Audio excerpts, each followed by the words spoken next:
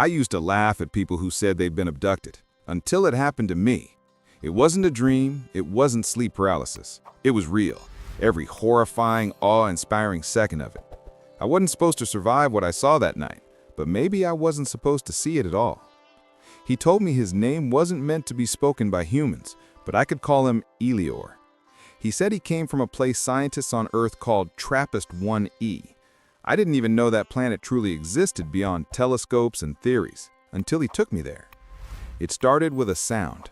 Not loud, more like a vibration inside my bones. The air itself began to pulse. The lights in my house flickered. Then, everything went still. Before I could move, the entire room bent like liquid metal, folding into itself.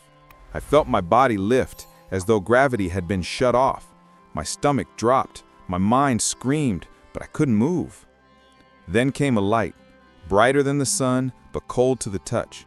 I was suspended in it, weightless, and then gone. When I opened my eyes, I wasn't in my room anymore. The sky above me wasn't blue, it was violet, rippling like water. Two suns burned in the distance, one red and one gold. I was lying on ground that glowed faintly beneath me, like bioluminescent sand. The air smelled electric, sharp but pure.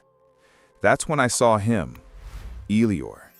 His form shimmered like he wasn't fully solid, humanoid but taller, thinner, with eyes that looked like swirling galaxies. He didn't speak with his mouth. His voice entered my mind, calm and melodic. "You are safe, human. You are on TRAPPIST-1E." I tried to move, but my limbs felt heavier than stone. My mind raced with questions. How far was I from Earth? How could I even breathe here? He must have sensed my panic because he lifted his hand and suddenly I could move. "Why am I here?" I asked, or thought. He replied, "Because you looked up." Most of your kind stopped looking long ago. I didn't know what he meant, but something about his words sent chills down my spine. He led me across a vast plain filled with crystal-like structures growing from the ground like trees. Some bent toward me as if alive. The light from the twin suns refracted through them, scattering rainbows into the air. "This world was once like yours," he said, "but we kept it in balance.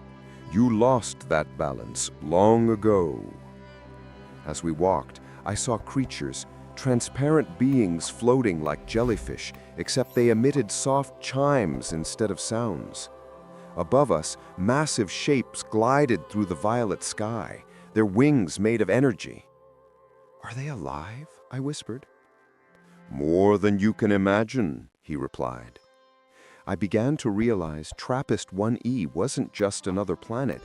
It was alive. Everything pulsed with a rhythm, as though the planet itself had a heartbeat. The ground, the air, the beings, all moving to the same silent frequency. We reached a structure that looked like a temple, but it wasn't built. It had grown from the ground, vines of crystal weaving into perfect geometry. Inside, the walls reflected my image back at me, but each reflection was different. One version of me was older, another was a child, and one wasn't human at all. Elior stood beside me.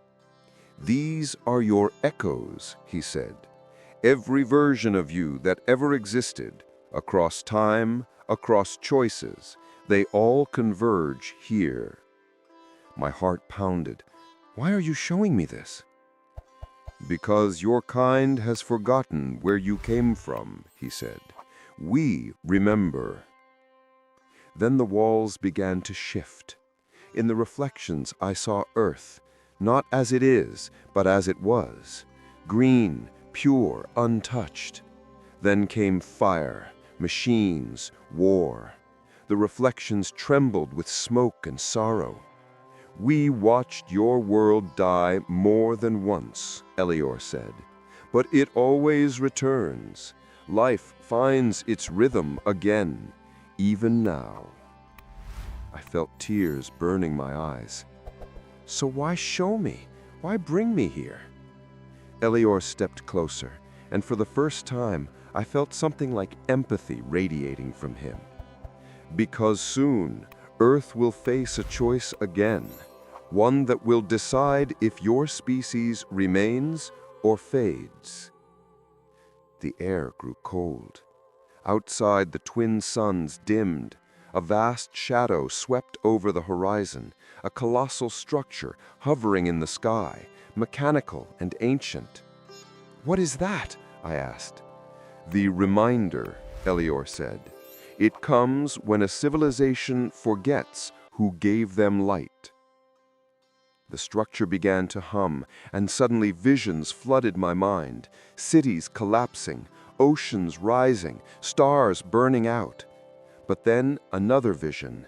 Light piercing the darkness, a hand reaching out from the void.